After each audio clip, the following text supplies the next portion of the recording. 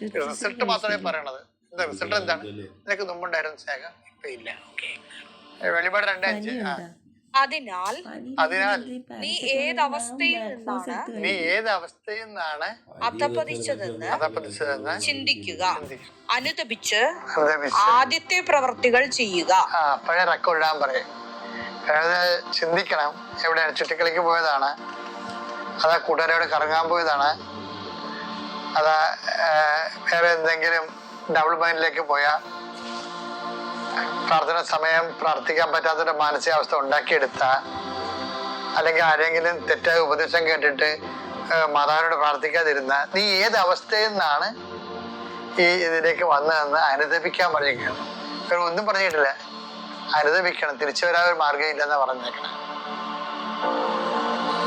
തിരിച്ചു വരാൻ എനിക്ക് അറിയത്തില്ല. എന്നെ കെട്ടിപിടിക്കാൻ പറഞ്ഞാൽ കെട്ടിപിടിക്കത്തില്ല. മര്യാദക്ക് അനുദപിച്ച് തിരിച്ചു വരേണ്ടി വരും. ബൈബിളിലെ കമാൻഡുകൾ ഒന്നാണ് തിരിച്ചു വരാൻ. ആരെയും തിരിച്ചു വലിച്ചോണ്ട് പോകാൻ നമ്മൾ കണ്ടിട്ടില്ല. അതാണൊരു നിസ്സാര കാര്യമല്ല. മക്കളൊക്കെ വീട്ടിൽ വഴിതെറ്റിപ്പോയ അമ്മമാടി ചെന്നിട്ട് അടിച്ച് വലിച്ചോണ്ട് തന്നെ കാണാം. ഇത് നടക്കത്തില്ല. മസ്റ്റ് ദൂർത്തപുത്രൻ അയാൾ തന്നെത്താൻ തിരിച്ചു വന്ന ആളാണ്. അപ്പൊ അതുകൊണ്ട് ഈ അനുതാപം എന്നുള്ള വിഷയം എന്നൊക്കെ പറയണത് ദൈവം അടിച്ചേൽപ്പിക്കത്തില്ല. അതെല്ലാം നമ്മൾ തന്നെ. അതൊക്കെ അനുതാപം തോന്നണില്ല എന്ന് വെച്ചാൽ അതിൻ്റെ അർത്ഥം ദൈവം നമ്മളോട് സഹകരിക്കുന്നില്ല എന്ന് വേണം എൻ്റെ അർത്ഥം. അനുതാപം എനിക്ക് പുസ്തകം പാപമൊന്നുമില്ല, എനിക്ക് പുസ്തകം ഇതൊക്കെ ദൈവം നമ്മുടെ അനുതാപത്തെ അക്സെപ്റ്റ് ചെയ്യപ്പെടുന്നില്ല.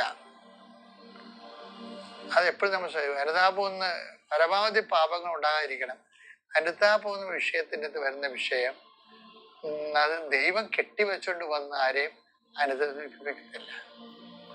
അത് നമുക്ക് സ്വന്തമായിട്ട് തോന്നണില്ല എന്നുണ്ടെങ്കിൽ നിന്റെ അനുതാപം ദൈവം അത്രയ്ക്ക് അനുദപിക്കുന്നൊരു പാപിയെ ഓർത്തുകൊണ്ട് സ്വർഗത്തിൽ ഉണ്ടാകേണ്ട സന്തോഷമാണ്.